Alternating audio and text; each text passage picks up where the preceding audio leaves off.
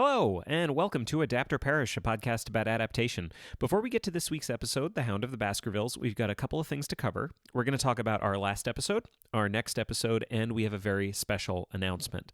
First, The Godfather. I wanted to address a consistent piece of feedback that we received regarding my assumption that everyone knows the story of The Godfather. We found out that wasn't true. Several of our listeners let us know that they definitely fall into the category of, quote, doesn't know anything about The Godfather. That's my bad. What I can tell you is that in our most recently recorded episodes, we've instituted a new segment where we give an actual, honest-to-God quick rundown of the plot. But we appreciate folks letting us know that they may have felt left behind by our last episode. So we're very sorry about that. Also, we got a fantastic piece of feedback from one of our listeners, Mike, and I'm just going to read it for you right now. Just wanted to share my experience listening to your most recent podcast. When you announced The Godfather as the topic, I remembered that I had read the book, but had very few recollections of the experience. As I was listening to the discussion of Lucy Mancini's enormous vagina, my memories of reading the book came rushing back. During my junior year of high school in the mid-90s, I was able to take an English elective called Bestsellers with a great teacher named Anthony Valenti. He was a lovely 5'5" Italian gentleman. During the class, we read Jaws, The Bourne Identity, The Day of the Jackal, and The Godfather. He would assign a range of chapters for homework, then we would discuss. As you began to discuss Miss Mancini, I immediately remembered him signing those chapters and giving us a preface of, quote, okay, so you are almost adults, and there are some topics that will be covered in the chapters tonight that quick sidebar, that I hope that dramatic reading was good. Anyway, back to the email. Just imagine trying to tell a class full of teenagers to take seriously the absurdity of Lucy Mancini's enormous vagina. Also, should I be capitalizing the E and the V to correctly name the whole character? Thank you for the entertainment and for bringing back a great memory, Mike. This is wonderful, and I loved it. And I think you should capitalize the E and the V. So, for everyone else, don't hesitate to send your reactions to any of our episodes to adaptorperishcast@gmail.com. And thank you, Mike. Second, let's talk about our next episode. In 2 weeks, we'll be releasing our episode on perhaps one of the most quotable movies of all time and the book on which it was based. We're going to be doing William Goldman's The Princess Bride by S. Morgenstern. We're very excited for everyone to hear it right here in 2 weeks. Third, and lastly, a very special announcement. Hopefully, you're listening to this episode before April 5th, 2018, because on that night, Adapt or Perish's very own Ariel Lipshaw is going to be appearing on a little show called Jeopardy! The episode was shot in January, and she is very excited for everyone to see it. I'm super proud of her, and I can't wait for everyone to see it too. Again, that's Thursday, April 5th. Mark your calendars. Now, let's get to the episode. Sir Arthur Conan Doyle's The Hound of the Baskervilles.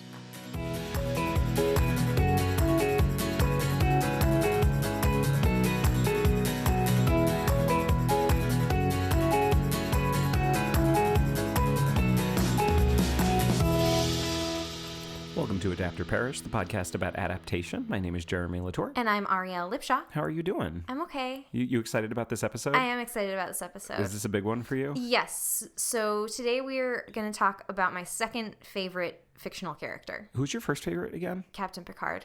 Right, obviously. Yeah. Who we don't really, we're not going to get too many chances to talk about him. Yeah, I don't know. I mean, unless we look at these Star Trek novels. Right. Who's your favorite? Who's your second favorite? Sherlock Holmes. Yeah, he's big. Yeah. He's very big. He's big. He's so big. Let me set this up, actually. Yeah, go ahead. He is so big that this is not going to be the only episode where we talk about Sherlock Holmes. Mm-hmm. That's correct. This is part of a series. Mm-hmm. It won't be concurrent episodes. We're going to space them out a little bit. Mm-hmm. But we are going to cover Sherlock Holmes in several episodes. Yes. Because there's a lot. There's a lot of Sherlock Holmes. When we were doing this episode, we kept saying to each other, well, there's this, and then there's this, and then there's this. And we realized that the episode was going to be 6 hours long. So we're going to break it up. Mm-hmm. So today, here's what we're going to be doing. Mm-hmm. We are going to be doing the Sherlock Holmes novel, sometimes called, Wikipedia calls it, the greatest mystery story ever written. And that is The Hound of the Baskervilles. Mm-hmm. So the only thing we're going to be looking at in this episode are I guess what you would call canonical adaptations of the Sherlock Holmes story set in the 18 whatevers with horses and carriages and what have you, the Hound of the Baskervilles. So no Benedict Cumberbatch in this episode. No. But Nope. in the future... Nor any Robert Downey Jr. No Robert Downey Jr., no Great Mouse Detective Basil Baker Street, my favorite. Oh, he's great. But in the future, we are going to be covering all of those incarnations in some form. Yes. Yes. We're just to set up those expectations. Exactly. Today is just the Hound of the Baskervilles. The Hound of the Baskervilles. Yes. So yeah. Yeah. So let's talk about what we looked at for this episode. So we read the book. We did. The short novel, The Hound of the Baskervilles by Sir Arthur Conan Doyle, which was published in 1902. Okay. And then we looked at a number of movie and TV versions. We looked at 5 versions specifically. And so I'm going to identify these by the year and the actor who played Sherlock Holmes. Is that a good way of doing that? Works for me. Cool.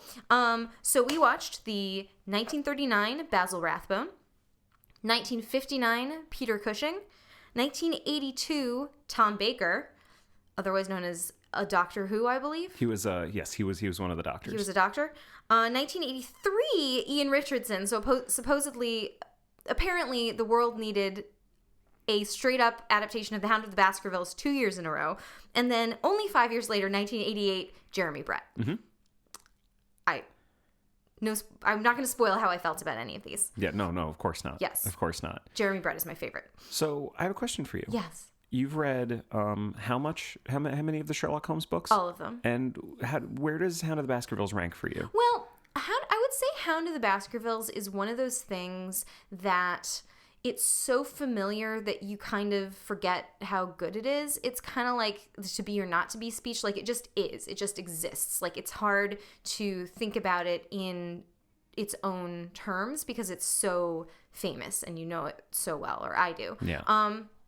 But it was interesting because I don't believe I've ever read The Hound of the Baskervilles in the context of watching all of these different versions of it and trying to pick out like what was different and what was the same and all of the stuff, that we usually do. So that was actually really interesting because I was looking at it in a little bit of a different light, but I have read it like a million times. Gotcha. Yeah. I've read it once. And you've only read it this one time? Just this one time. And what did you think?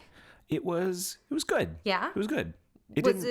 How did it, was it what you expected or was it different? It was not what I expected. So I've never really read any of the Sherlock Holmes stories. Yeah. And one of the things that I was not expecting was the way it's written, because it kind of swings wildly in terms of perspective, because a good part of basically the whole book is written from the perspective of Dr. Watson. Right. As are all the stories. But I didn't really realize... Or almost all, sorry. I didn't realize that it was a lot of first person. And then there's a huge section of the book that's all of Watson's letters to Holmes. Right. And then it kind of switches back and forth with those. Right. I wasn't really expecting that. Right. So the classic format of a Sherlock Holmes story, like a short story, is Holmes and Watson are hanging out together. Watson says, and then there was a knock at the door, and someone comes in, and then that person tells a very long story. Like, so if it was an actual shot of just what's actually happening between human beings, it would just be a person sitting on a couch telling a very long story about all these things that happened to them in the past, including like full dialogue and everything. And so usually the way that gets translated is like a flashback, or, you're actually acting out that story instead of just the person sitting on the couch telling it. Whereas in this case, I guess that does happen because the way that they hear about the case is someone coming to them and saying, all this stuff happened and I'm going to read you this document. But then because it's he has quite a presentation to make. Yes, the case is presented to them, but you quickly move away from that, and because it's a longer story, it's like a whole novel, that there's sort of less of that and more of actual detection. Although we realize like the story of The Hound of the Baskervilles is actually kind of light on Sherlock Holmes. It's very Watson centric. So if you don't have a good Watson, you are putting yourself at a disadvantage. Yeah. Which many of these adaptations managed to do. Because one of the things that I found out about it was that, because, kind of famously, Conan Doyle killed Sherlock Holmes and then brought him back later. Right. And this was in the post-dead Sherlock Holmes. Yes, it was in the post-dead Sherlock Holmes, but I think the story itself was meant to have been before Reichenbach Falls. But in terms of the writing of right. Conan Doyle was kind of like over the character a little bit. Right. And it seems like from everything I've seen, the interpretation is that he kind of wanted to put the character in the background a little bit because he'd been writing him so much and had even gone so far as to kill him off. Right. Even though it does take place before the Reichenbach Fall. Right. Yeah. So let's talk really quickly about what happens in the story, The Hound of the Baskervilles. Oh my God. So I'm going to try to do this in a minute. Okay, go ahead. But there's a lot. I really want you to do this. Okay. So... I'm He's looking at the clock. Here we go.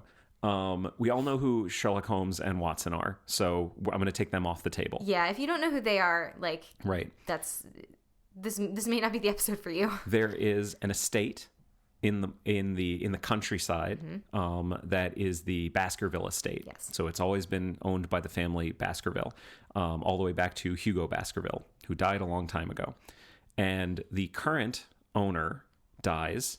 And in mysterious circumstances, and now it is passing to a new owner, Sir Henry Baskerville. Right. And he's his nephew. Yeah, he's a relative. Yeah. He is coming to collect, and essentially there is a doctor in that town, Dr. Mortimer, who suspects foul play, and also thinks that someone is going to try to kill Henry in the same way that he believes that the current owner was killed. Now, someone or something. Well, that's the whole thing. So in this area, I've just hit a minute. In that area, you're like there's so much ninth of the way there's in. so much that happens in it. So basically, in that area, there is an old tale of a giant hound of hell that has haunted the Baskerville family for years, for generations, generations upon generations. Yeah. And there's a whole cast of characters in this town. There's the houseman and his wife of the Baskervilles. There's the Stapletons. Okay, so long story short, they come to Sherlock Holmes to say, there is this mystery, there was a mysterious death, what should we do with this guy who's coming to collect on the estate? We fear he may be in danger from either a person or some... Dr. Mortimer. Yeah. From some supernatural element, perhaps, or maybe like a person, but we're not sure. So that's where the story begins. Yeah. They come to Sherlock Holmes to say, I don't really need you to investigate the death of Sir Charles. We're not really sure what happened there. What I really want to know is, what do I do with this guy, Sir Henry, that's showing up on the boat from Canada today, this very day? So that's how the story begins. Yeah. Right. And there's a whole bunch of subplots and more characters and red herrings. Like, there is a an escaped convict who lives on the moors. He's kind of a red herring. And he's a total red herring. He has nothing to do with the story. Yeah. And there's a lot of that in it. And there's a mysterious naturalist, and there's an old crank, and there's a beautiful woman, and there's another beautiful woman, and there's a very nice dog, and there's a very mean dog. Yeah. And all of this. And a mysterious butler, and a woman crying at night, and lots of stuff. It's a whole bunch of stuff. All your basic mystery elements. Yeah. But the basic plot of it is... Oh, and the moors. And the moors. It's all on the moors. Fuck the moors. Fuck the moors. So the basic plot of it is this guy comes to tell Holmes and Watson about all of this. They meet Sir Henry. Holmes basically says, cool, you should go there. You should go. Yep. You're going to be fine, and I'm going to send Watson with you. Yes. And so a huge portion of the book is just Watson on the moors at Baskerville Hall, kind of relaying everything back to Holmes. Yes. And then about halfway through the book, it turns out Holmes was there the whole time. He's been watching from afar, and he solved the mystery, and he just needs to catch the dastardly deed in the act so that all the ends can be wrapped up tightly and everything can be fine. And of course, it turns out there's no ghost hound. I mean, there is a hound, but it's not a real hound. He's not from hell. Yeah. Spoiler alert. He's from a shelter or something. Rescue, don't shop. Okay. So that's the story. That's the plot. So adopt, don't shop. It's not rescue, don't shop. It's adopt, don't shop is not the moral of the story, The Hound of the Baskervilles. That was my reading of it. Okay. All right. Do you want to get into this? Well, let's talk about what we watched. Well, okay. So in short terms. Yes. So we watched 1939. Right. starring Basil Rathbone. Right. And that is one that I think people regard as like a classic. Like it's a classic film. It was directed by Sidney Landfield for 20th Century Fox. It was the first of 14 films that Basil Rathbone starred in. It is the only one that's actually based on a book. Right. Everything else was made up. And it was, what'd you think? Quick, short terms. What'd you think? It was okay. It was okay. It was all right. Yeah. It's clearly made on the cheap. Yeah, they added a bunch of weird stuff. Yeah, it's okay. Yeah. Basil Rathbone is fine. We're going to get into how we feel about the way they handle the characters, like some of the main characters a little bit later. Yeah, I will just say that I think this film did a disservice for many Sherlock Holmeses to come, which was only a chain that was only really broken, I think, with Jeremy Brett in the 80s. I think this was the originator of the Idiot Watson. Yeah. And so everyone since then has basically been a remake of The Hound of the Baskervilles starring Basil Rathbone, as opposed to an adaptation of the book The Hound of the Baskervilles by Sir Arthur Conan Doyle. I think that makes sense. That's my take on it. Yeah, and there's more stuff that's going to come up that I think will kind of back that up. Yeah. Yeah. So keep going. So that was 1939. Then in 1959, there was a version starring Peter Cushing. Of Star Wars fame. It was directed by Terrence Fisher for Hammer Film Productions. Yeah, so this was super trippy because it was a Hammer horror movie. It is. I kind of loved it. Yeah, we both really liked it. I really, really liked it. There's so much stuff that they add to it that really fits with a Hammer movie. Some things that are very character related, which we'll get into, but some things that are just creepy stuff. Yeah. There was like a whole subplot about a tarantula. Right, like there's no tarantula. Like Sir Henry they get to his hotel and there's a tarantula that's suddenly crawling on his shoulder, and that's like the one attempt on his life, and it's super, super creepy and not in the book at all. But the thing that I appreciated about that was that they actually kind of tied the ends together and made it into a plot line. Like he found out where the tarantula came from and who had taken it and why they were there. Like they actually incorporated that into the mystery as opposed to just having it be like a creepy thing that happened. Yeah, I think it's really good in that it strays from the plot, but it's still really good. Yeah. It's still a really good and fun movie. Yeah, super campy. There were some elements of it that we're going to get into that we have been quoting back and forth to each other like all week long because it was so ridiculous. Some of it's so good. Yeah. I really, really liked it. Yeah, that was great. And neither of us had ever seen it before. No, I'd never seen it before. Yeah. I'd really never seen any of these except the Jeremy Brett one before. Okay, so keep going. 1982, Tom Baker. Okay, so this was a TV show. This was a 4-part show that was on the BBC. It was adapted by Alexander Barron, and it was directed by Peter Duguid. Duguid? That's what I'm going to say. All right, go for it. BBC had a series called Sunday Classics, and this aired as part of that. Okay, that makes sense. So I can see that. It wasn't so much that any of them said, we are going to make The Hound of the Baskervilles. It was kind of like Masterpiece Theater. Exactly. Yeah. They just said, we got to make a whole bunch of stuff. Oh, let's do Hound of the Baskervilles. It was produced by someone named Barry Letts, who actually worked on Doctor Who for a long time. Okay, that makes sense. With Tom Baker in the 70s. All right, there it is. And so I think that's kind of why Tom Baker was Sherlock Holmes in that. Yeah. It is incredibly faithful. Yes, I would say so. Obsessively faithful. Well, obsessively maybe taking it a bridge too far, but it is in very terms faithful. of the plot. It is very faithful in terms of the plot. It is. So much of it is. Yeah. Some of it is. Also, it is not what you would call good or interesting. It reminded us in terms of the production values of the Hitchhiker's Guide to the Galaxy TV series. Yeah, or Doctor Who. Yeah. It's real low rent. Yeah. Shot on video inside, shot on film outside. You can kind of see like the walls are made of cardboard kind of a thing. It's really bad. Yeah. There's a scene where Holmes acknowledges that a character has a dog outside his office, and the character comes in, but the dog stays outside because clearly they didn't want a dog in the studio. Right. But then you do actually see the dog, but only when they go back outside. Yeah. And they're now on film again. It's pretty rough. I think it fares the worst of all of the versions that we watched. It was boring to watch.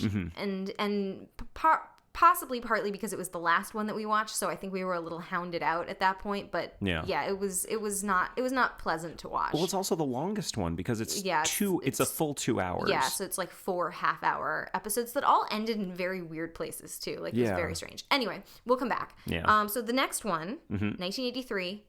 This was starring Ian Richardson. Yep. This was made for TV. It was directed by Douglas Hickox. Now, this one had an interesting story, and it's related specifically to the 88 version. Okay, go ahead. So basically, there was this American producer named Cy Weintraub, and he said, Nice Irish boy. Yeah, exactly. I got this idea. See, we're gonna make 6 Sherlock Holmes movies because that's what the public wants. And he had this dream that they were gonna make these really, 6 kind of like high budget, really slick Sherlock Holmes made for TV movies. Yeah. They did 2. They did Hound of the Baskervilles and Sign of the Four. Okay. And then Neither slick nor high budget. well, they had aspirations. Yeah. They put a lot of stuff in that we're going to talk about. Right. But then what ended up happening is another company called Granada Television kind of swooped in and got the rights to Sherlock Holmes for TV. They're the ones that produced all of the Jeremy Brett Sherlock Holmes pieces. Yes. And he ended up suing them. And they settled out of court. Oh boy. They paid him enough to recoup his costs for Sign of the Four and Hound of the Baskervilles. Oh my goodness. He still made a profit, but they never made any of the other ones. Okay. But they made 2 of those with the full cast for both. Okay. So that was Ian Richardson, and it has a ridiculous cast. It's got a really good cast. Yeah. Yeah. But they took some liberties. Like that was certainly the one that went farthest from the plot of the book. Of the ones we watched. 1959 goes really far from the plot too. Yeah, but this one had like all of these weird subplots. This one was the only one that had new characters. That's true. Yes. That's true. Yeah, there's a character that's talked about in the but book, not like, and he's like a major character. Yeah, and in it he's played by Brian Blessed, so he's not just in the background. Yeah, no, it's Brian Blessed. Yeah. He is in the center of the screen. Okay, so we'll talk about that in a minute. Yep. But finally, the last one, 1988. Jeremy Brett. Yes. You really like Jeremy Brett. I like Jeremy Brett very much. We're going to talk about him later. Yeah. It is very faithful. Tell me more about the Granada Television Sherlock Holmes. So Granada Television did 4 seasons of Jeremy Brett as Sherlock Holmes. Most of them are hour-long episodes based on the short stories. And some of them are like movie-length episodes based either on the books or there are a couple that they made the short stories into like a longer movie length thing and they kind of expanded the plot. But the ones that are an hour long are really, really, really faithful to the book. For at least the first 2-ish seasons. So The Hound of the Baskervilles was in the end of the second season. Once you get into the 3rd season, and particularly the 4th season, they kind of started to go a little bit off the rails for a couple of reasons. So they had intended to film every single Sherlock Holmes story. That was the goal. And the problem was that Jeremy Brett actually died before they were able to do that. But before he died, he was very, very ill for a long time.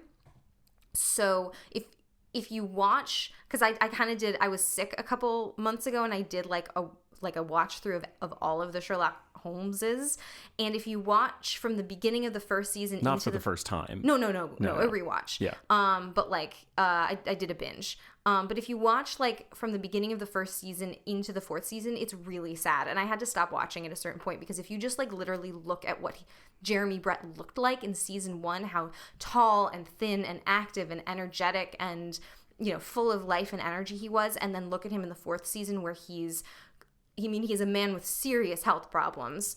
He'd gotten really like puffy from all of the medication he was taking. He had a heart condition. He had a heart condition that was brought. I don't know if he would have had it anyway, but he had very severe mental illness.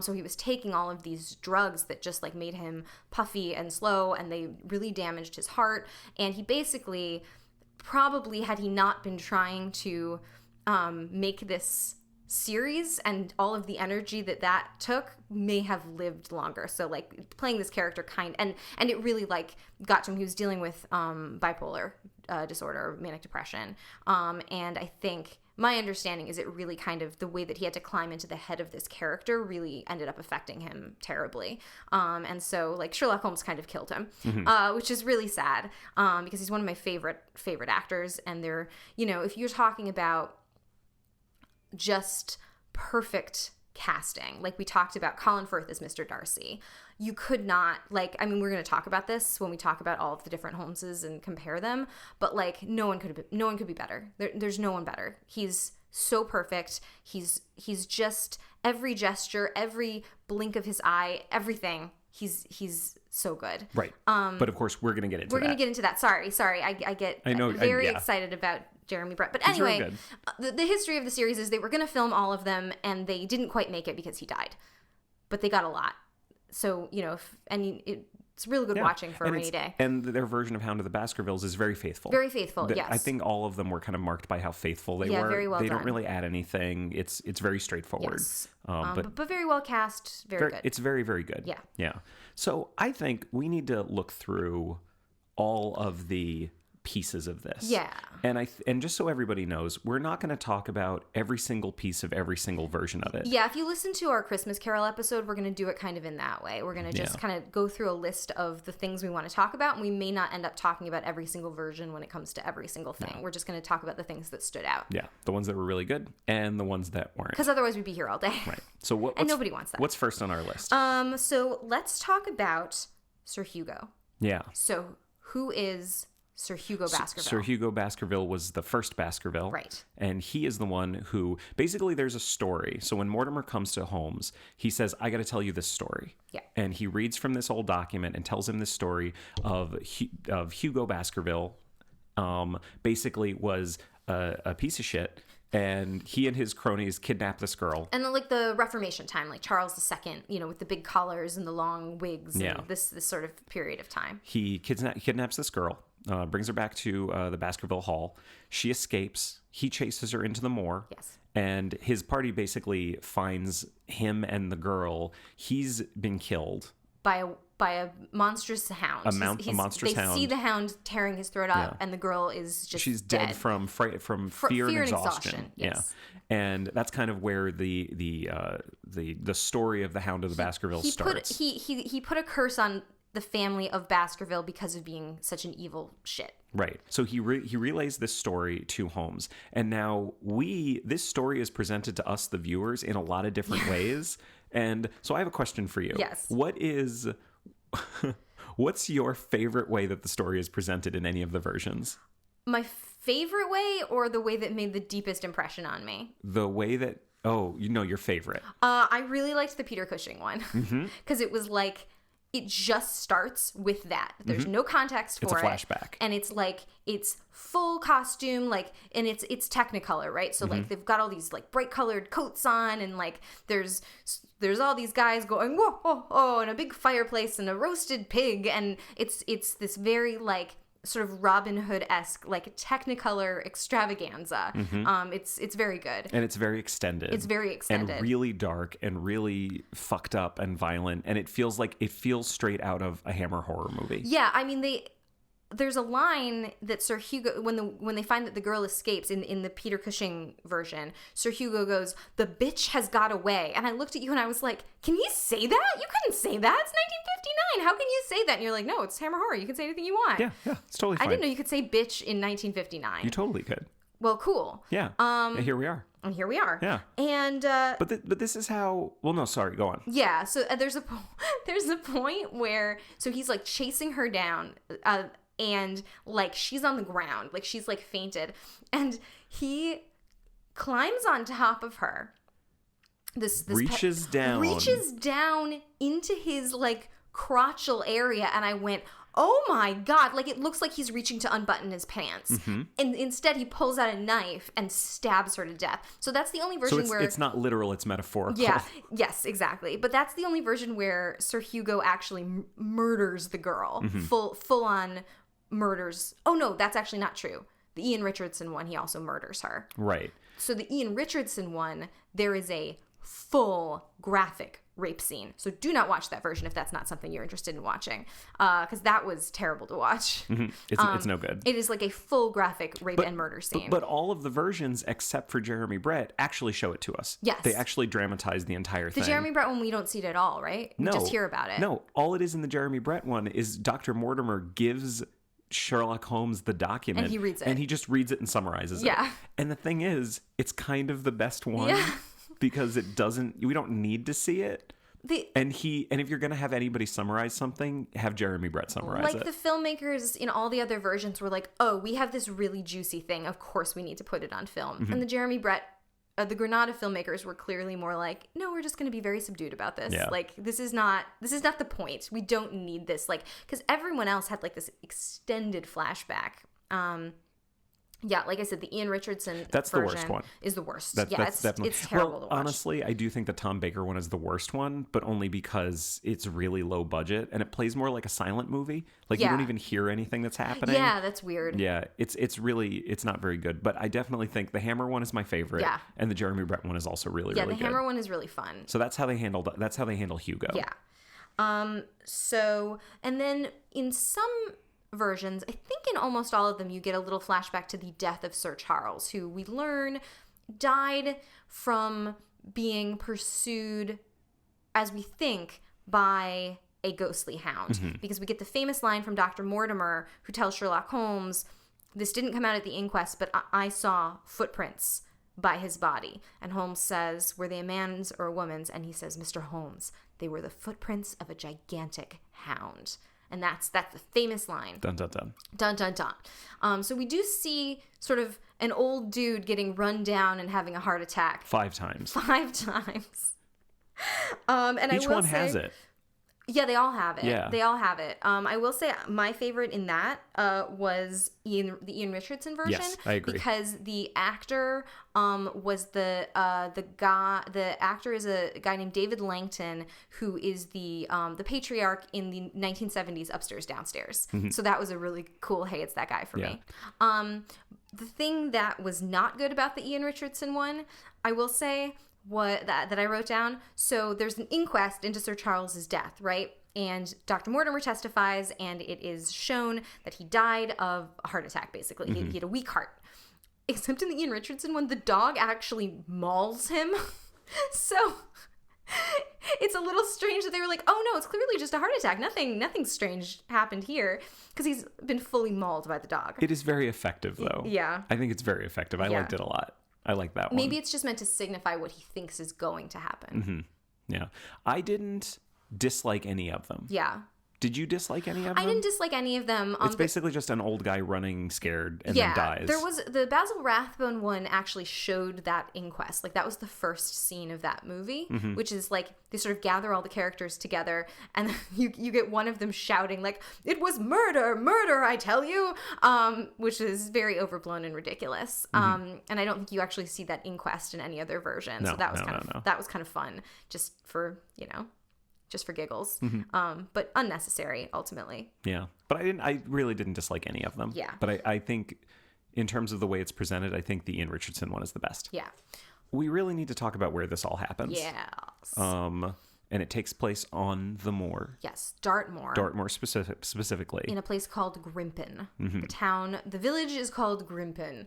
And we learn that there's the Great Grimpen Mire, which is a morass that no man may pass without falling in and dying, which we see happen in every single version. Man, fuck the moor. Yeah. Fuck it.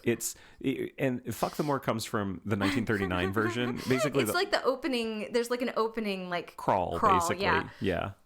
And it just talks about how awful the moor is and how it's just desolate and how could anyone possibly live there? And it's really terrible. And I'm just sitting there going like, man, fuck the moor. Yeah. And then for all every of the single 5 one, versions, there's someone talks about how terrible it is on the freaking moor. And it just is, I kind of like how the moor is presented in every single version. It's just like deadly and awful and scary, and terrible things will happen to you, and you should never go on the moor. And it's quite often a set. Yes. Especially not at night when the powers of evil are exalted. Right, exactly. Yes. Yeah. So fuck the moors. Yes. Yeah, that'll come up again, I'm sure. All right. So now that we've established so I guess we've kind of established the backstory and the setting. So now we should talk about who the actual characters. Yes. Right? So the first person that we are going to talk about is Sir Henry. So Sir Henry is the heir to the fortune of Baskerville, which is the estate and a whole bunch of money. So it's like $1 million in their money, which I looked up, and it would be something like $85 million today. It's like a huge, vast fortune. And In land that no one wants. Well, and no, they never seem to cover that. In land, but also in cash. There is cash. There were a couple of versions that made it seem like they were sort of cash poor, but that's not from the book. It's definitely like there's this house that's can only descend to the descendant, and there's also this money that you can do whatever you want with. They're entailed separately. So the heir to the Baskerville fortune is a very rich person indeed. And in this Very case, rich indeed. it is Sir Henry, because there were 3 brothers and they're all dead. Sir Charles is the last one, and the other they all died childless except for this guy. So he's the nephew, and he's been in Canada his whole life. He's been farming in Canada. So he's just arrived in London. Or Texas. Or Johannesburg, depending on the version. According to the book, it's Canada. It's Canada. So he shows up, kind of rough and ready, rough and tumble guy, and who was the standout Sir Henry for you? Okay, so my favorite one, because he was radically different in all of the versions. My favorite one was Christopher Lee. Yeah. So in the 1959 one, Peter Cushing plays Dr. Frankenstein plays Sherlock Holmes, and Dracula himself plays the young, handsome lead. Yeah, and Christopher Lee was old then. Yeah. I don't know his age, but he wasn't much younger in 1959 than he was in 2000 when he did Lord of the Rings. He's my favorite though because he's kind of dark. And he's dangerous. Yeah. And he's very tall. He's very tall. He's not just this handsome kind of, aw shucks, naive kind of guy. Yeah. I assume he's also unable to do an American or Canadian accent. So they had him come from Johannesburg instead, which he was not doing a South African accent either. He was just being Christopher Lee. And Christopher Lee is great. Yeah. Listen, I'm not arguing with you. Who's your favorite? I like the one from the Jeremy Brett version, as far as being just a young, a little bit naive guy. He looks like, I actually, until we looked him up when we were watching this, I always thought he was Gary Cole. He's like the poor man's Gary Cole. But the one... He's played by an actor named Christopher Tabori. Yes. But the one in the Tom Baker version I thought was hilarious because he's about 4 feet tall, and Tom Baker's very tall. So guy named Nicholas Woodson. There's a scene where he tells the butler, you can have all my old suits, and I'm going, they're not gonna fit. And then there's a plot point, which is that the butler's brother-in-law is the convict loose on the moor, and he gives Sir Henry's clothes to the convict who's out there, cold and starving on the moor, and that leads to some confusion because the Hound is being taught Sir Henry's scent, so he gets the wrong man because he's wearing Sir Henry's clothes. And there's no way those clothes would fit. There's no way those clothes would fit. I expected them actually to do it for comedy, and you would see just half an arm and half a leg protruding out. This man is very, very short. He's very wee. How's his American accent? It's not terrible. It's awful. Okay. It's the worst one. Okay. No. It's not the worst one. The cowboy is the worst one. No. We're going to get to him in a second. Okay. Because I have this to say. Okay. I really didn't like the one in the Jeremy Brett version. Oh, no. I didn't like him at all. Oh, no. I thought his American accent was atrocious. Oh, no. I'm very sorry. I really, really didn't like him. I think he's fine. I don't think he's terrible. He's the least ridiculous of any of them. I think he's not good. Okay. I think the least ridiculous is the one from 1939. He's just because he's the only one that's actually young. That actor was 21, and he gets top billing on the movie. Yeah, he's the romantic lead. They have a love story, and they end up together at the end. Him and the lady that we'll talk about in a minute. Yeah, he's not my favorite, but he's fine. He's fine. He's the least ridiculous. My favorite is Christopher Lee. Your second favorite? My second favorite is the cowboy. Tell why. So they decide that he is from the States. Wait, which version is this from? This is the Ian Richardson version. One, yeah. He's from the States. Yep. He's not from Canada. And he is a cowboy. He is a Texan. He's got the cowboy hat. There's a subplot where one of his boots is stolen, and you find out that it was stolen because they needed something that had his scent to give to the dog. So they took a new boot, and then it wasn't the right boot, so they returned it, so then they took his old boot. It's cowboy boot. It's great. So he's played by 2 actors. The character is played by 2 actors. Wait, what do you mean he's played by 2 actors? Well, Martin Shaw is the actor who plays him. Martin Shaw has been in a lot of British TV shows. Oh, was he dubbed? And he was dubbed by an actor named Carrie Shale, No. who's an American who's been living in Britain for decades. No. That whole thing was ADR? The entire thing. That's And I knew it was ADR. That's wild. But I didn't realize that it was a totally different actor. Wild. Why did they do that? He just couldn't do the accent? I think that's what it was. And they just did that on purpose from the beginning? Or did he get on set and they discovered he couldn't do the accent? I have no idea. I couldn't find that out, but I do know that it was not him doing any of those lines. That is wild. I just love how much of a choice they made. He is a full cowboy. He's a cowboy hat. He's basically wearing spurs. He's very American. Yes. He's very, very American. So instead of from Canada, he is from Texas. Mm-hmm. I liked him. But Christopher Lee's my favorite. It's real strange. It's really strange. So that's Sir Henry. Yeah, okay. We're done with Sir Henry. So that's Sir Henry. That brings us to the Barrymores. Mm-hmm. Now, this is interesting because the 1939, in every version except the 1939 version, this is a married couple. They worked for Sir Charles, and now they work for Sir Henry. They're the butler and like the housekeeper. The butless. What? The butler and the butless. Yes, they're the butler and the butless, because that's a word. Yep. Their name in the book is Barrymore. Mm-hmm. Their name in every version except the Basil Rathbone version is Barrymore, in which it is Barryman. Berryman, yeah. Berryman, which I am sure they made that change because there was a very famous actor whose last name was Barrymore. No, that is specifically why they changed it. Did you look that up? I did. Yeah. Anything interesting about it other than that's what happened? No, that's just why they changed it, because because of the Barrymores. There was some confusion. Yeah, and then in the Hammer one, they didn't give a shit about the Barrymores. Yeah. And his name is Barrymore. Yeah, so and in every other version it's Barrymore. Yeah. So. And he's the only one of note that I can think of because he's played by John Carradine. Yes. Yeah. So the way that Barrymore in every version that we watched was played by like an old man with a beard, a black beard. Mm-hmm.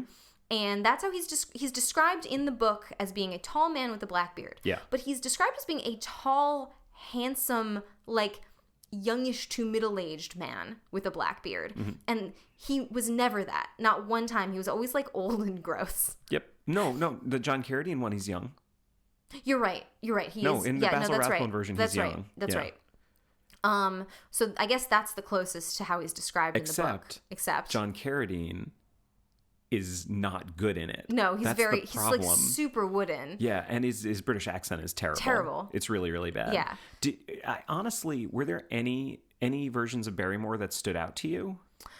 No, he's pretty much just there to give them information and kind of put them on the wrong track, because basically they fear that Barrymore... Did you say Berryman again? I might have. Barrymore and his wife are like conspiring against Sir Henry in some way, because they catch him like making signals out onto the moor at night and leaving the house and going to do something. And it turns out that it's nothing to do with Sir Henry. Mm-hmm. It's a total red herring. There's an escaped convict that he's helping. And the reason for that is that the convict is his wife's brother, her younger brother. And he did a terrible crime. He like murdered a bunch of people. Yeah, he did a murder. He did a bunch of murders. Yeah. And actually, this was the one point that the Jeremy Brett version strayed from the book, because this was the only time that they had this be a thing, that Watson and Sir Henry are saying to Barrymore, well, we need to go out and catch him. Like, he's dangerous. Like, I know we've kind of forced your hand in telling us that this was happening, but like, we got to go out in there and get him.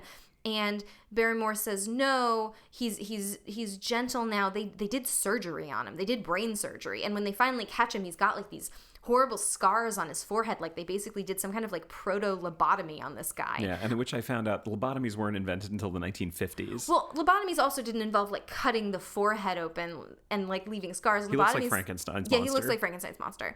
So that was actually kind of a weird deviation in the Jeremy Brett version. I'm not sure what they were going for. It doesn't lend anything to the plot whatsoever. I think maybe they were afraid that having a red herring of a mass murderer loose on the moor, and basically Watson and Baskerville and Sir Henry, when they find out about it, they're kind of like, okay, we understand. You say he's not going to do any more murders, so we're cool. Well, they go out and look for him, and then he kind of like chases them away, and then they're like, oh, well, I guess he's fine. It's fine. And that, honestly, I can see someone making the decision that you really need to give them more of a reason to not care about a mass murderer. Yeah, I agree with that. Well, in the book, when Sherlock Holmes shows up at the end, he basically says to them, I feel like as a detective, I should arrest the whole household. You're all culpable. Like, you've all been like sheltering this criminal that the entire police force has been out there looking for, which, you know, good for him. Yeah. But he doesn't do that. So yeah, I don't know. Like, there's a lot of talk in the book about like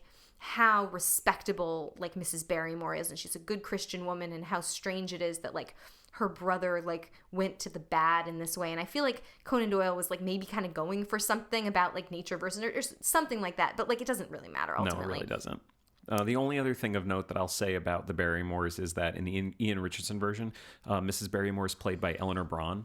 Oh yes, who I love. She's underused. Yeah, because she's in Help. She's in the Beatles' Help, and that's what I always remember her from. And I really liked seeing her name pop up. She's also Miss Minchin in the A Little Princess that I made you watch. Yes. Yep.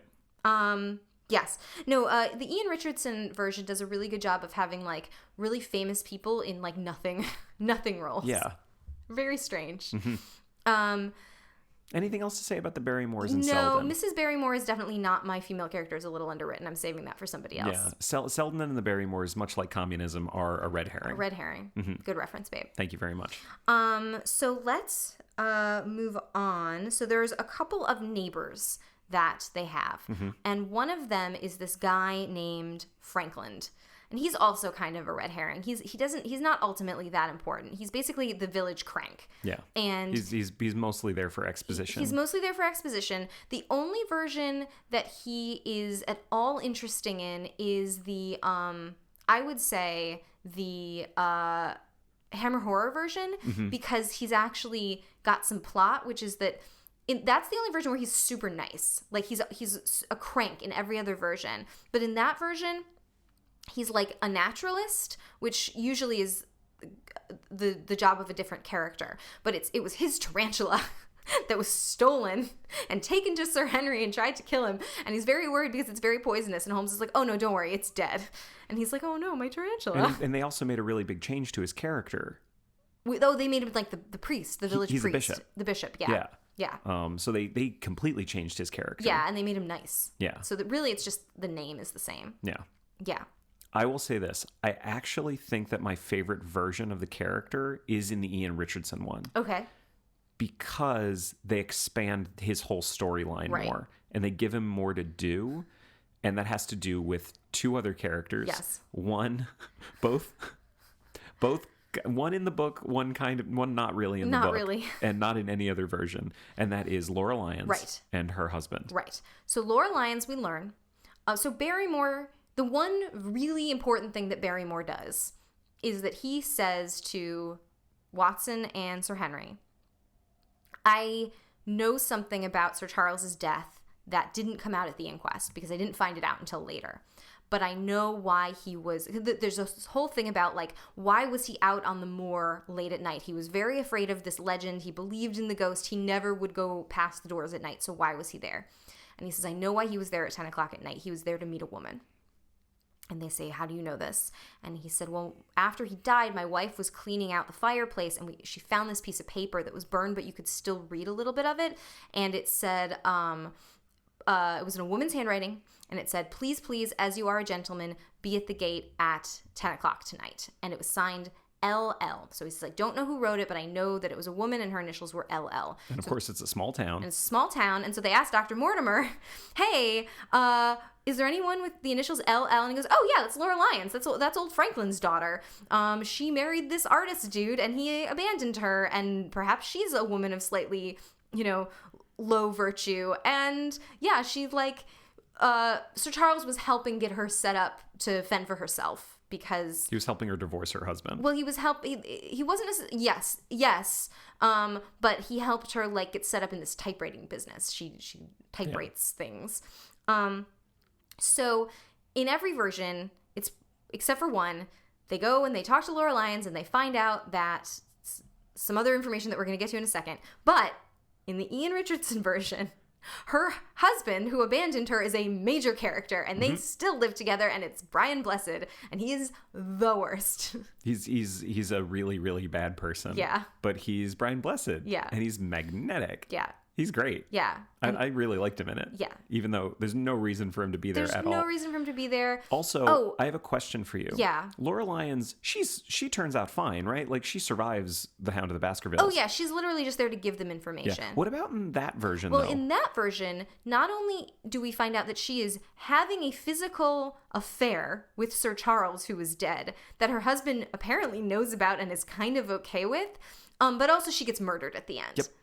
Full murdered. She's a straight on victim. Yes, yep. she is. She cannot be suffered to live because she was a loose woman apparently, and knew about the villain. Knew about the villain. Yeah. Yes, she was. She had she was a loose end. She was a loose end and had to be tied up. Mm-hmm. And then there's a whole thing where everyone thinks it was her husband that did it. So Brian He's like Blessed in is jail. basically Yeah, it's this crazy subplot. It's a whole thing. Yeah, it's a whole thing. But it's nothing. Like. Yeah. It's nothing. Yeah. These are also ones where, like, I can't think of Laura Lyons in any of the versions where I, like, didn't like. Also, she's Connie Booth in that version. Yeah. She's the only one. It's such a weird one because I like how they expand the story. I just think on its own, it's really entertaining. Yeah. Because it's Connie Booth and Brian Blessed, and it's interesting, and there's all this stuff. But at the end of the day, when you take a step back from it, you realize that there's no reason for it to be there. No, it is not a Sherlock Holmes story. It's literally just in there to pad out the 2 hours that version had to be. But that's the most memorable one for me because they make all these changes. But it's kind of the best one and the worst one at the same time. Yeah, yeah. I will also note in no version when Watson goes to see her for the first time, or again, does she have a typewriter or any indication of how she makes her living, which is very specifically mentioned in the book. She stood up from her typewriter. No, this is not. Mm-hmm. This is not a thing. Yeah. So that's Laura Lyons. Is there anything else you want to say about any of the other minor characters? No, because let's get to the major characters. Let's get to the major ones. Let's do it. Okay. Dr. Mortimer. Yeah. Who's Dr. Mortimer? Well, based on his cane, there's actually we should wait until we talk about Holmes and Watson. Yeah. But the whole story starts out, you don't meet Dr. Mortimer first. Basically, he's been to 221B Baker Street. Yes. And he has left his walking stick. And he has left his walking stick. Right. And so there's a whole scene where Holmes and Watson, basically Holmes says, Watson, check out his walking stick. What can you tell me about him? And Watson says a whole bunch of things, most of which are wrong. Right. And Holmes just schools him and says, no, here's what he is. Yes. And he is described in the book as young. Under 30. Under 30.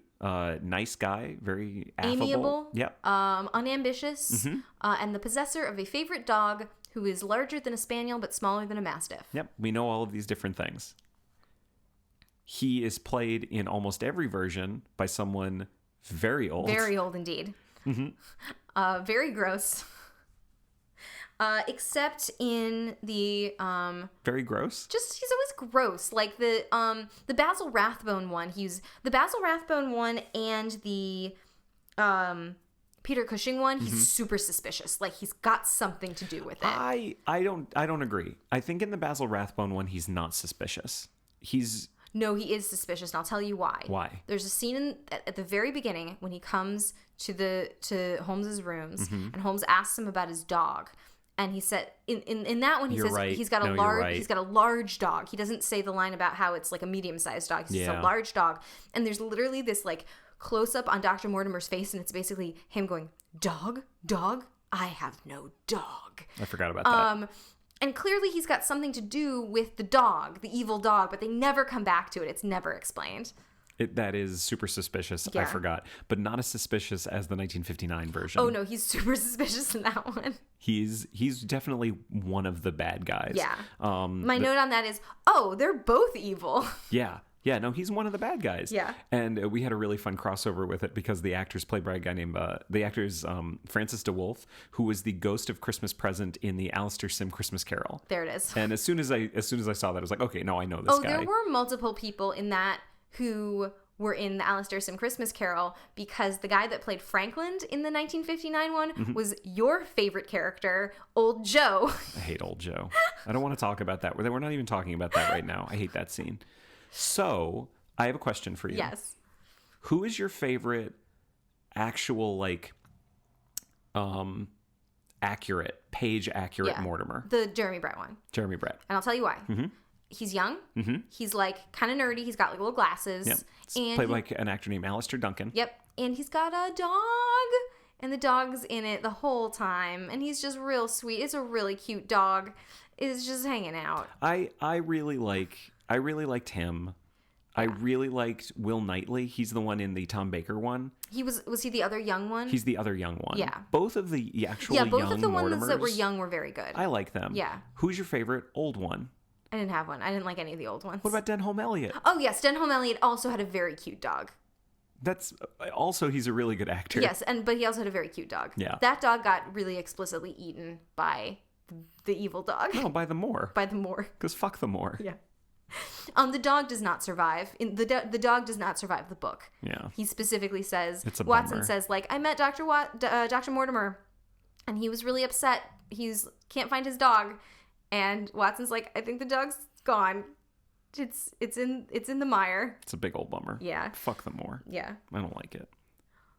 So He's so cute. As we're talking about this right now, our dog is lying next to us having a very intense dream. He's running. He's definitely running. I'm not sure what he's doing. I think he saw a squirrel this morning, so like that may be it. He may be like making up all kinds of things in his mind that Maybe. he would have liked to have done to that squirrel. But bottom line, Dr. Mortimer. Yes. I like when he's young. Yes. Because that's actually what he is in the book. And I like when he has a dog. And I really like the 88 version. Yes. He's my favorite. Yes. And none of them are bad. Yeah. I'm going to say 39. He's my least favorite. Yeah. And he's in a guy named Lionel Atwill. I like him. He's in a movie called To Be or Not to Be that I love. Yeah. And he's super we both funny like that in movie. it.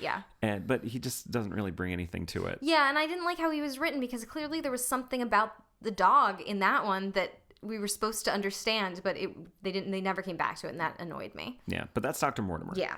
And Dr. Mortimer, the other super weird thing about the Basil Rathbone one was that's the only one where we really meet Dr. Mortimer's wife. And she does a seance. Oh, I forgot about the seance. It's so random. It's like there's nothing to be said about it. It's just a really weird plot that they injected into it. Yeah, that was weird. That was definitely weird. The other thing that I will say about this, I guess this is more about Selden, who we already talked about, but my favorite line from Dr. Mortimer, I think it was Dr. Mortimer, from the Peter Cushing one, was he was talking about what Selden did, and the line is, so the Hammer horror one is super over the top. It's really like explicit for the time. Yeah. But the line is, he murdered a number of street women. Like, what? He's very cavalier about And it. I turned to you, I was like, oh, it's Jack the Ripper. But they didn't really go into that. No. But there have been a lot of like Sherlock Holmes like pastiches or spin-offs where Sherlock Holmes has to try to find Jack the Ripper. Like that's a common thing. This is more about kind of evoking Jack the Ripper. Totally. But it wasn't, it ended They up not having to didn't do do with anything it. with it, yeah. Yeah. Cool. I think we need to talk about the Stapletons. Yes. Whoever they may be. So who are the Stapletons? The Stapletons are a guy and a lady. That is the only consistent thing. Yes, They're that's a guy, correct. They're a Their guy and a lady. relationship is undetermined. Yeah. So in the 1939 one, they are Jack and Beryl Stapleton, who are stepbrother and stepsister. Yes. In the 1959 version, they are Jack and Cecile Stapleton, That's right, who Cecile. are father and daughter. Okay. And then in the 82, 83, and 88 version, they are Beryl and Jack Stapleton, who are brother and sister, and I'm putting quotes. They are quote unquote. They can't see those air quotes. Quote unquote brother and sister. They are actually a married couple. Right, and that is correct from the book. Yes. That is accurate. But the early two versions that we watched, it was completely random, and it was funny for me because I was just sort of waiting for the reveal. And you didn't really know about this, especially the first one. And I was waiting for this reveal, and especially in the 1959 one where they were talking about how they were father and daughter. I'm looking at you going, oh my God, this is so gross. They're husband and wife, and they're posing as father and daughter. And then it turned out they were just father and daughter. Like that was not an element whatsoever. Yeah. Really weird. So I have a question for you. Yeah. You mentioned a segment before that you were saving. Yes. What tell me more. The female character. Yeah. The one female actually, that's unfair. There are a couple of female characters. There is Mrs. Barrymore, there's Laura Lyons, and there's Miss or Mrs. Stapleton. So Miss Stapleton is my candidate for the female character, is a little underwritten. Because she, in the book, I will say, is really, really important to the plot. Yes. She, especially because the last chapter of the book is basically Sherlock Holmes explaining everything that he did kind of all the way from the beginning to the end. And we learned that she was super helpful in giving him all of the information that he needed to wrap up all of the loose ends, because she, of course, she at the point that we meet her, she is not satisfied with her marriage to her husband/brother. He is very abusive. He's very cruel. He's wooing another woman like right under her nose. I'm just going to say this, Yes. just to get it out of the way. Jack Stapleton is the bad guy. Oh, he's the bad guy. He's the villain. He's the villain. He's the one. Turns out he's technically a Baskerville. Yeah. And he's next in line after Sir Henry. Yeah. That's why he killed Charles, and that's why he was trying to kill Sir Henry. Yes. So that just get that out of the way. But yeah, so like there's just this character, like in very few of these versions do we ever really learn anything about her. Like we know a lot about her from the book, or a reasonable amount about her and who she is and what she's doing there and what's going on and where she's from and like what her motivations are. But in most of these versions, she's literally just like a damsel in distress. And except for one. Except which we'll get to in a second. We will get to. Yeah. So I don't have that much to say. Is there one version of her in particular that you find particularly underwritten? Yeah, the 1939 one's really bad. Because she's just a girl. Mm-hmm. She doesn't have any motivation. Because she's a romantic lead. She's a romantic lead. She's just the guy's sister, just as she's pretending to be. So there's nothing beneath that. Mm-hmm. She's very pretty. And Sir Henry is very handsome. And Sir Henry's very so basically what happens is Sir Henry falls in love with this woman, not realizing that she is not single, she is married. And we learn that Stapleton has been wooing Laura Lyons in the hopes that she's going to get... It's all very convoluted, but basically he got her to write the note to get Sir Charles out of the gate that night so he could pursue him with his hellhound. Mm-hmm. And so that's all very convoluted, but like in the 39 one, there's no backstory, there's nothing, there's no layers, there's nothing like that going on. She's just a pretty girl. That's all that it is. I would say that's actually better Yeah. than how she fares in the 1982 version, the Tom Baker one. Explain. She's not even in it. She's like barely in it. Oh, she's barely in it. Yeah. Yeah. And she's there's a point where Holmes is writing to Watson is writing to Holmes, and he's like, and Sir Henry and Miss Stapleton have discovered a very strong attraction to each other, and there's just sort of like you kind of see them over Watson's shoulder like talking, and that's pretty much like it's literally tell not show. Mm-hmm. Like that's all that we get. It's nothing. Yeah, I agree with you that one was really unfortunate. So, do you have a favorite version of Beryl? I like the Jeremy Brett one. I think she's good. I think she's a good actor. She certainly resembles what the character is supposed to look like. I think she gets the most to do in it. She gets the most to do, and at the end you kind of see a little bit more like when they find her, you kind of see a little bit find her. Oh, so Stapleton tries to kill Sir Henry. Sherlock Holmes and Watson and Lestrade come at the last minute and stop him and call off and shoot the dog. And he runs off into the swamp, and they find Miss Stapleton or Mrs. Stapleton tied up in the house, and she explains to them everything that's been going on. And the reason he tied her up is because she was doesn't want him. Yeah, she was going to warn Sir Henry. Right. He suspected her, and she's complicit, but we like her. We like her. We like her. And you get a little bit of, I think you get the most of like her anger and hurt of how her husband has treated her. If what we're talking about, if we're saying that version of it gets the most anger and hurt based on how her husband has been treating her, yes, absolutely the Jeremy Brett one. Yes. But if we're talking about which version gets the most enjoyable, oh my god, and is the angriest, talk about it. 1959 Hammer Horror, Cecile Stapleton, not Beryl. Yes. She is drastically different from the character in the book. Yes. She is super, super fun. So in the book, she's from Costa Rica. She's from Costa Rica, yeah. Yeah. In this, she's from Spain. She is Spanish. Spain. She is from Spain. She is played by an actress named Marla Landi. Who is not from Spain. She is Italian.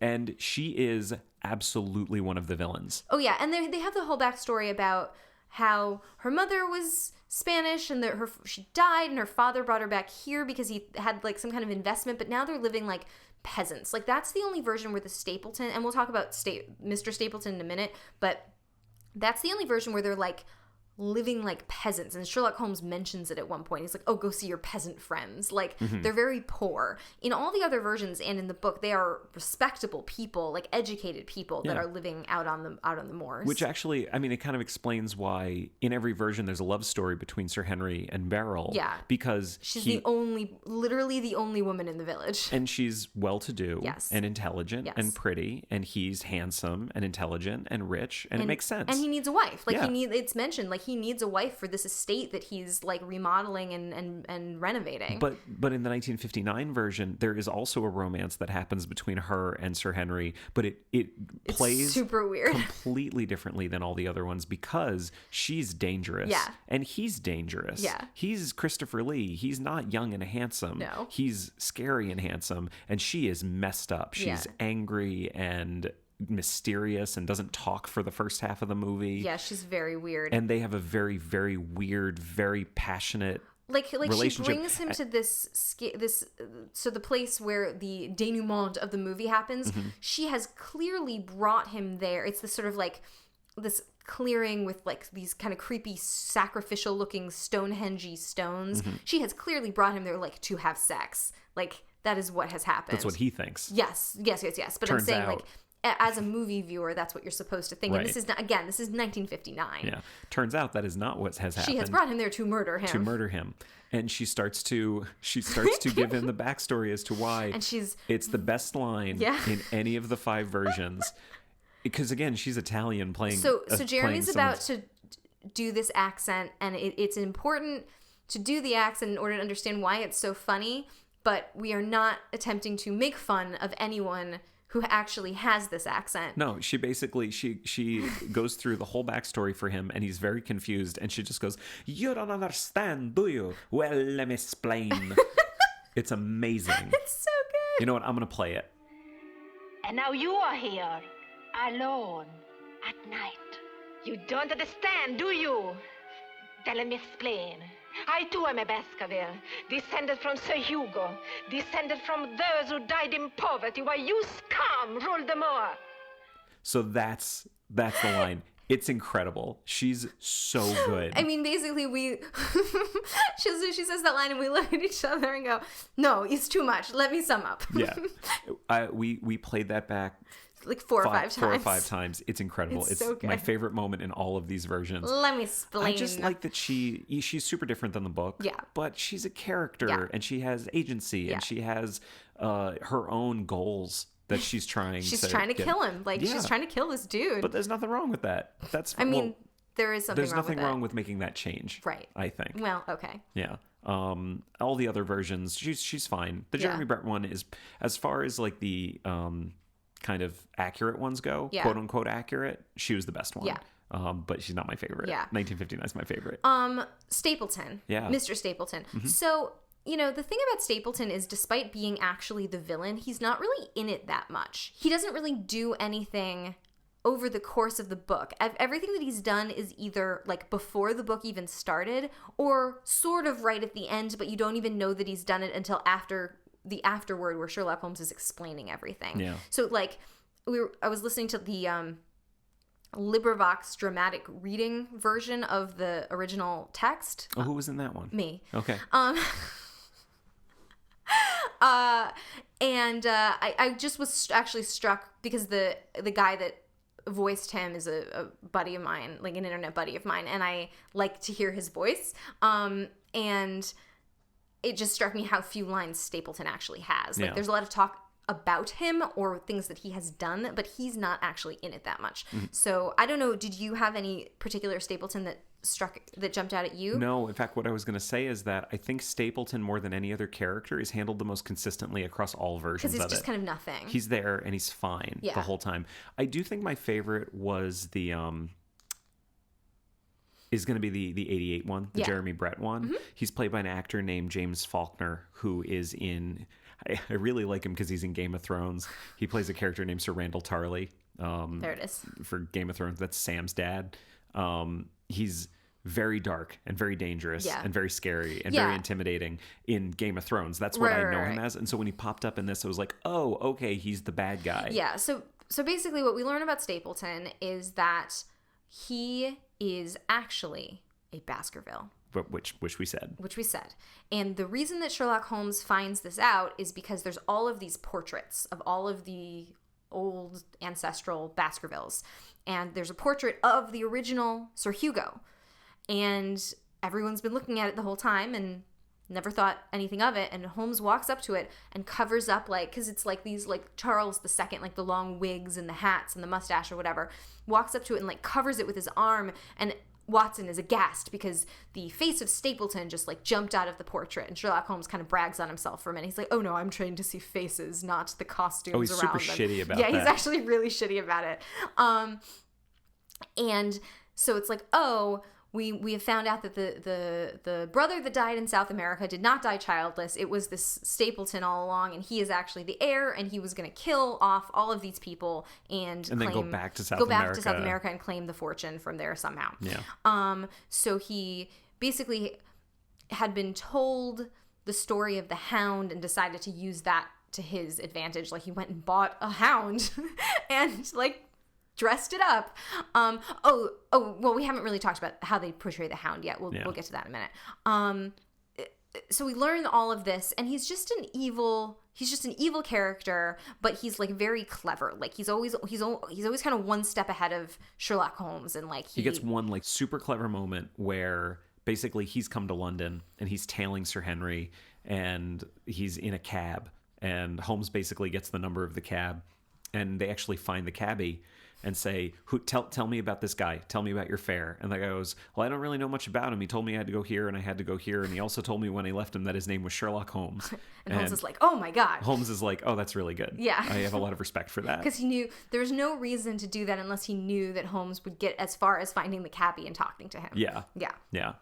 So I like that part. But no, as far as all of the versions, he's essentially the same in all of them. Yeah. He's just nice and handsome, and then turns out he's the bad guy. Yeah, and he's got a motive, which is he wants the money. Yeah. And he thinks he can get it. I got to backtrack for a second. Yeah. He is not the same in all of the versions. Go ahead. 1959. Oh, right. So this is what I was getting at when I was Yeah. talking about the portrait. So in all of them, there's this thing with the portrait, except in the 1959 one. So he's talking to Watson at one point, and he Who is? Stapleton. Yeah. And I guess he's caught like a rabbit or something in a trap. And Watson says, oh, this is really dangerous. Like, you shouldn't have these traps. Why don't you use a gun? And the actor just kind of, like, holds up his hand, and it's just kind of like got sort of weird makeup on it. But we come to find out that what we're supposed to understand is that his hand is webbed. Yeah. So he can't shoot a gun because his hand is webbed, I guess. And then it turns out that they don't see the portrait of Sir Hugo because someone they do see a portrait of Sir Hugo. But someone steals But he's it. wearing gloves. He's wearing gloves. There's a second second one next that's to missing. it. Yeah. And it turns out that he stole that portrait because he didn't want them to understand that it was like a family birth defect, that he had this webbed hand. Which Sir Henry doesn't have. Which Sir Henry doesn't have and nobody has, and it's totally made up for this movie. But the other thing that's really funny to me about this is, like, the whole plot rests on the fact that Sir Hugo and Stapleton look exactly alike. In not one single version do they have the same actor playing Sir Hugo. No, they do. Which one? It was the in the Ian Richardson one, it is the same Got it. But actor. only in one of Just them. that one. And there's a lot of Sir Hugo flashbacks, which I guess they don't want to do because it would spoil the major plot twist. But still, it's a little bit silly. Like, you wouldn't recognize him anyway. Like, the whole point is that he's in this crazy costume with wigs and everything. But I really like the 59 one, and the character is not the same at all no, as the not other the same ones. at all. He's like a surly peasant. Yeah, he's much older. Yes, much older. Because he's Cecile's dad. He's the dad, yeah. But he's really surly. He's the villain. And there's this great moment in the 1959 one where he and the doctor take Sherlock Holmes to the mines that are underneath the moor, and they try to kill him. Right. And they cause a cave in and they trap him down and there. at one point Sherlock, like, turns around and looks at them, and that's when I wrote, oh, they're both evil, because they both have the most evil expression on their face. And it's not really clear later that Mortimer is one of the bad guys, Yeah, but it really seems in that moment like that he way, is. yeah. but he's fun. The version of Stapleton in the 1959 one is not accurate at all, but he's really, really fun. Well, you liked the part in that one where Sherlock Holmes survived the cave-in, and he's out, and they've like got him in a cart. Yeah, he's in the cart, and he says this line. I did warn him not to go. You were there. You heard me, didn't you, Watson? There's still a chance. A very good chance. I've been sitting here for the last 10 minutes waiting for you. Holmes! Thank heaven you're safe. But how did you get out? This is wonderful. Most gratifying. Now, when the general applause has died down, I wonder if we could get back to the hall. I've hurt my leg. I'm cold, and I'm hungry. And I turned to you, and I just looked at you. And why did I do that? Because you said Sherlock Holmes is your spirit animal. Yep. Or words to that effect. Mm-hmm. Shut up. He basically says what you say all the time. I'm cold and I'm hungry and I've hurt my leg. Yeah. So that's Stapleton. Yeah, that's Stapleton. Yeah. So we've got, that's it. That's it. There's no other characters. No other characters. No we can other wrap characters. it up right now, except Let's talk about the Hound. the Hound. Yeah. So the titular character. The titular character, the Hound. The Hound is not scary in any of these, I will say. He was a little freaky in the 59 one. Yeah. It's pretty much always just a Great Dane with a mask. No, in most of them it's a Great Dane, but they've painted over him in post to make him glow. Yeah, the 88 one they didn't do a very good job with it. No. It was you could actually see where they had basically like painted on the film to make him look like he was glowing. In the 1959 one though, he's like a Great Dane with a mask on. Yeah, like fully a Great Dane with a mask on, and he's then creepy. He's real then they creepy. shoot him, and it's like very obviously a stuffed like, fake dog. Basically, he's either a Great Dane with a mask on or a fake dead dog with a mask on. Honestly, I'm just going to say this, and I don't know what your opinion is. I don't think the Hound works in any of them. No, it's pretty bad in all of them. Which really kind of sucks because that's the whole point. The whole point is it's supposed to be really scary. And like in the whole thing is like he's painted the dog with phosphorus so it actually does glow. Like that's his whole big thing. He didn't put a mask on it. He just painted it, and actually it was a really scary dog. Oh, he puts a mask on it too. Did he put a mask on it? Yeah. Okay. He paints it and puts a mask on it. Okay. Well, but the whole point is that it's just a really scary dog. He went to London and he bought the scariest dog he could possibly buy, and he painted it so it glowed in the dark. That was what he did. Yeah. That's all that need be said. But he doesn't work in any of them. No, it doesn't really work. I don't have a favorite. No. I don't really like any of them. Yeah. I wonder if there were an animated version or like, some kind of like creepy motion capture version, if you could do like actually a really scary Hound, or even like Andy Serkis or something. Oh yeah, no, Andy Serkis would. I'd definitely get him to play the dog. Yeah, I'm sure he'd be totally game for that. Absolutely, I think he would. Yeah, we'll get him on it. Yeah. Okay. So then we got two more characters to talk about. We got two more characters to talk about. Let's talk about Holmes and Watson. Holmes and Watson. We got to talk about both of them. We got to talk about both of them. We can only really talk about them together. All right, let's just get it out of the way. Watson is the worst in all of these except the Jeremy Brett one. I hated all of the Watsons. Go ahead. All of them? Even 59? Yes. Okay, so tell me what you think about Nigel Bruce, who played Watson in 1939. I think that he is the proto-idiot Watson. Right. And what's Watson like in the books? He's a really nice guy. Mm-hmm. Okay, this is maybe time to get into my headcanon. Yeah, go for it.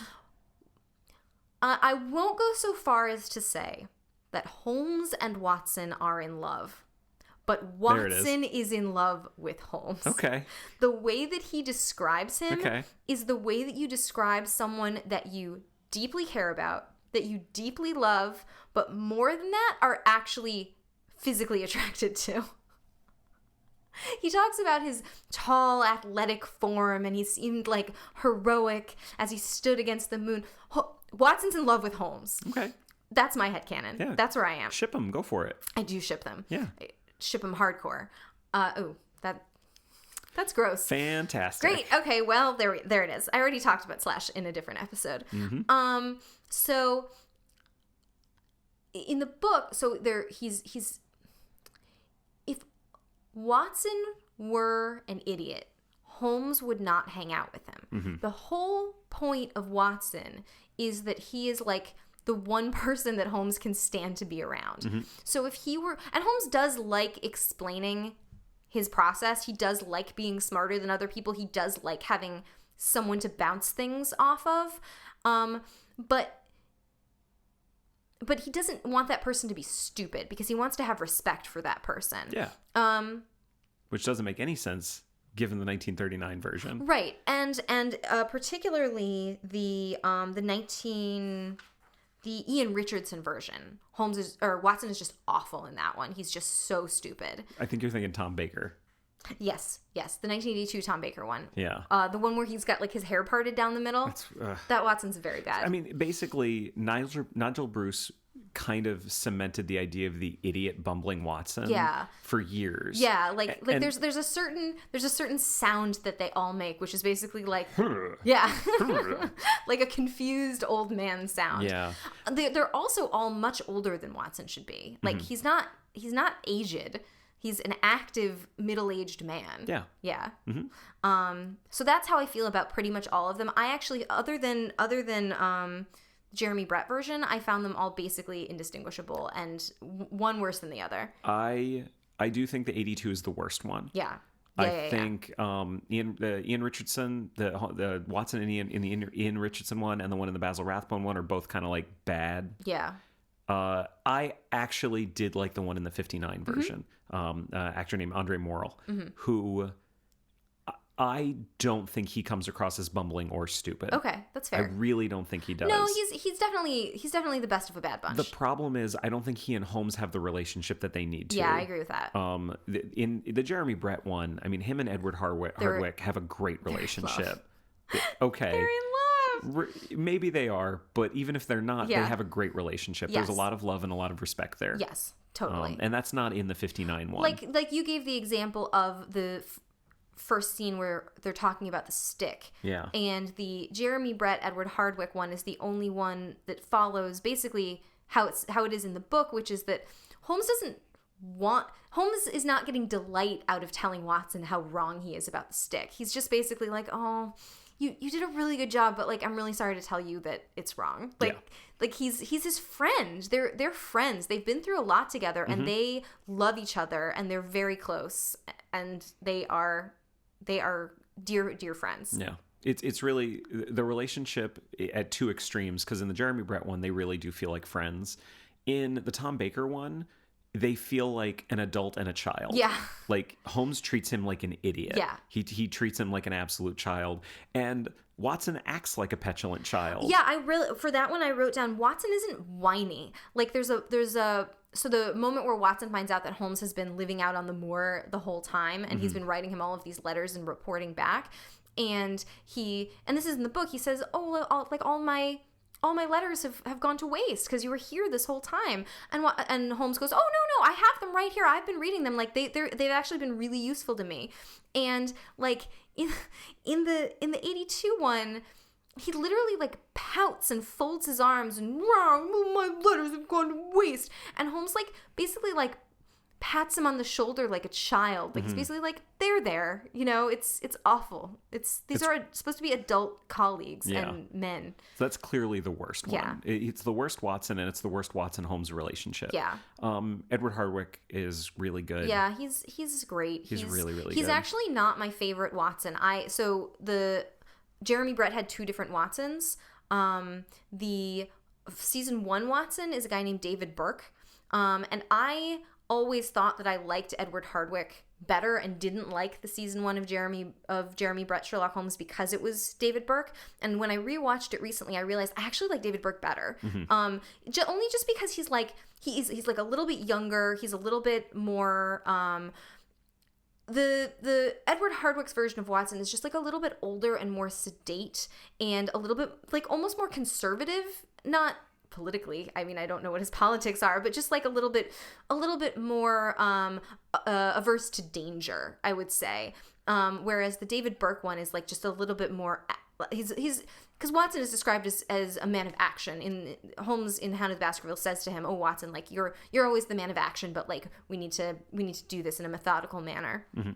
And David Burke is a little more that for me. Of course, he's not in any of these versions, but I just thought it was interesting to mention that Jeremy Brett had two different Watsons over the course of the series. But Edward Hardwicke by far did more of the series than David Burke ever did. And he's very good. He's very good. I actually, they're very similar in appearance. I actually find it hard to tell them apart unless they're actually standing right next to each other.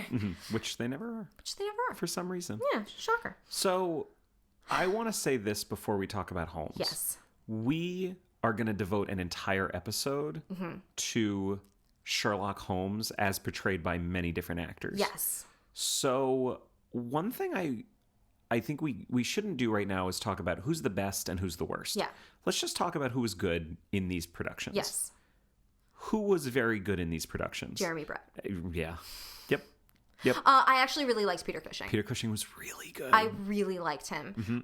In as much as he does not resemble like my headcanon Holmes at all. Like Holmes is tall, dark hair. Peter Cushing is wee. Like he's very tiny and blonde. But he is imposing. He is. I really liked. I kept turning to you and going, I like this. Like, I thought he was a great Holmes. And you have to have a great Holmes to tie the whole thing together. Like, he has to have a strong character. Otherwise, it doesn't work. Like, Ian Richardson didn't work for me at all. Tom Baker really didn't work for me. Tom Baker is just, even he didn't like his performance. Yeah, like he didn't seem like Holmes. He seemed uncomfortable. Yeah, he was specifically as quoted as considering it a failure. Yeah.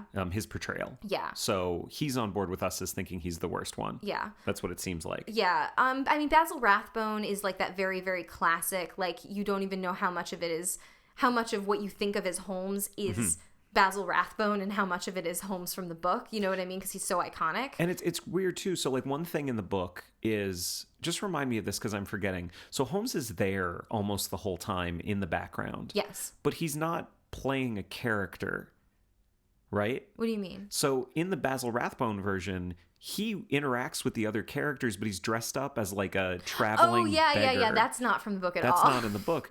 But he's in a costume and basically... Yeah, that was really that was super trippy. You see Watson interacting with him, and then finally Holmes, as that character, starts speaking as Holmes. Right. And Watson figures out who he is. Which happens in many, many of the stories, that Holmes dresses up and nobody can tell who he is, including Watson. And then they do that again in the Ian Richardson one, and it doesn't feel like it's a reference to the other stories. It feels like it's a reference to the Basil Rathbone version. Yes, yeah. The Ian Richardson one definitely feels like it is trying to do Basil Rathbone. Yes. I can't imagine anybody saying that Ian Richardson is their favorite Holmes. No. He doesn't get the character.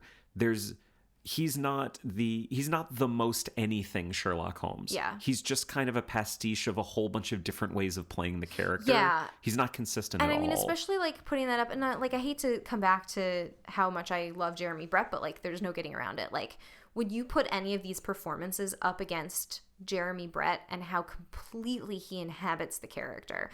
Every gesture, every motion, every like flicker of his eyes, like he has all of these little gestures and mannerisms. Like you were doing him, like he puts his finger up to his lips in a very like particular way. He speaks in a very particular way. He's the only quiet Holmes. He's very quiet. Of all of them. Yeah, they're very like a couple of them are just very bombastic. Well, and Tom Baker is Doctor Who. Yeah. Like he's not. Yeah. He's just Tom Baker. The subtlety of Jeremy Brett's performance, it cannot be matched against any of these, and it's almost unfair. Like he's not in league with them. I mean, honestly, like I think it'll be interesting when we do the next episode where we're just specifically looking at Holmes to put him up against Benedict Cumberbatch, because I think Benedict Cumberbatch inhabits that character. I mean, we didn't watch that for this show, so I don't want to go too far into it, but like I think his performance is I think the way that he structured his performance is very similar. I would say if I was going to kind of take the 5 Holmes that we looked at and lay them all out, I don't have a favorite. I think they do different things. Yeah. I think Jeremy Brett he's probably the best one. He's subtle. He really inhabits the character. Basil Rathbone is, if you could conjure a classic Hollywood Sherlock Holmes, sure, it's him. Yeah. And if anybody said that Basil Rathbone was their favorite Sherlock Holmes, I wouldn't begrudge them that. Yeah. Because I think he was really, really fun. It was also really fun for me to watch this because the only other 2 movies that I ever watched for years with Basil Rathbone were The Adventures of Robin Hood and Captain Blood. There it is. So I've only seen him as a bad guy, and I've only seen him be killed by Errol Flynn, because he gets killed by Errol Flynn in both of those. Yeah. So it was really nice seeing him as a good guy. Yeah. And he's really good, and it's clear that he is good and very influential. Yes. I think a lot of people have based a performance on him. Yes, and as well they should. Yeah. As well they should. I really enjoyed Peter Cushing's Peter performance. Cushing was Peter Cushing. Yeah.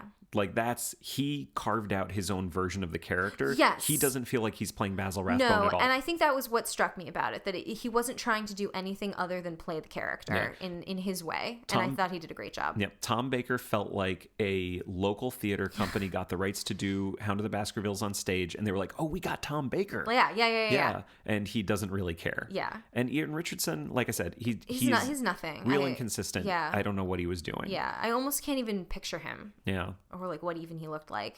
So all in all, yeah, I liked a lot of these. I liked watching them. They were fun to watch. I mean, yeah. they're all like pretty short. You know, to watch 5 of them was not too taxing. I think you can absolutely skip the Tom Baker one. Oh yeah, like don't even bother. The Ian Richardson one.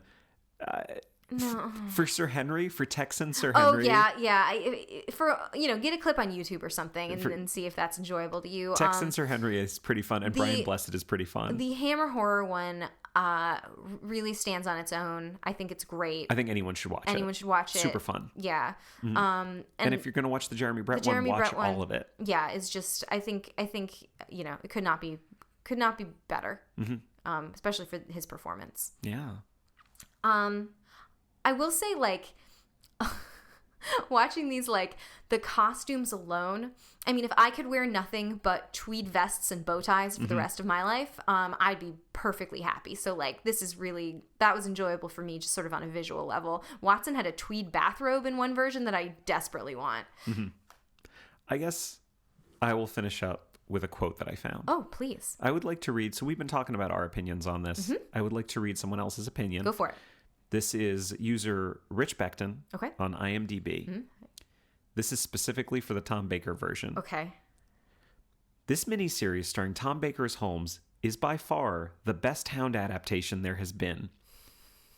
I haven't seen this since it was first broadcast, but from what I can remember, it was very loyal to the novel. Okay. I had just read the book prior to watching it, and apart from the ending where they watch Stapleton sink into the Grimpen mire, it is very true to the original story. Some of the other adaptations mess about with the story too much and add characters and make up subplots that spoil, in my opinion, the best detective novel that's ever been written. Even the Jeremy Brett version isn't as good as this one.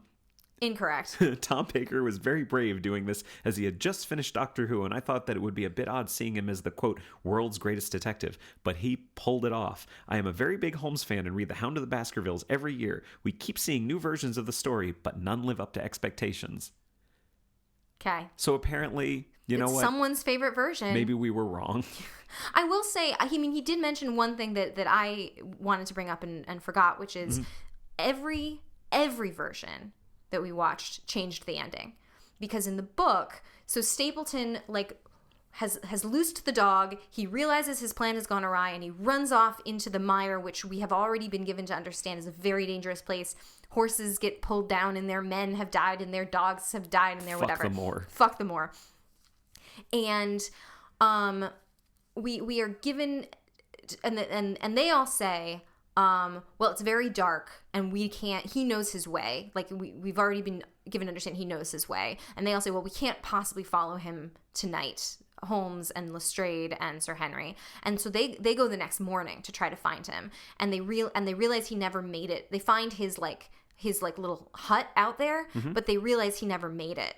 And so they're like, he must have lost his way in the dark and the fog and died. That's in the book. Right. But in every single version, they actually go, no, we must follow him. And they watch him die. Like they watch him. I mean, not even in the every Jeremy version. Even in the Jeremy Brett one, like they actually watch him like sink into the swamp. But not in every version. Really? Yeah, in the Tom Baker one, he tries to save him. Right, but that's what I'm saying. He actually sees him.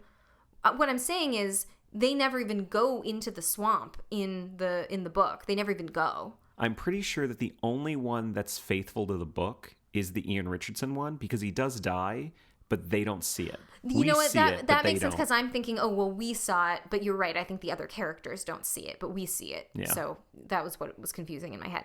And then we also learn in the book that, like, Sir Henry's nerves are shattered and he and Dr. Mortimer have to have a trip around the world. And the other thing about the book that I will say really quickly is that, we talked about Holmes is actually not in this all that much. It's very Watson centric, the plot. Except in the book, the last chapter is literally just Holmes for 20 minutes or whatever, explaining everything that happened all the way from the beginning all the way to the end, and how all of the plot points like wrapped up together and everything that he found out.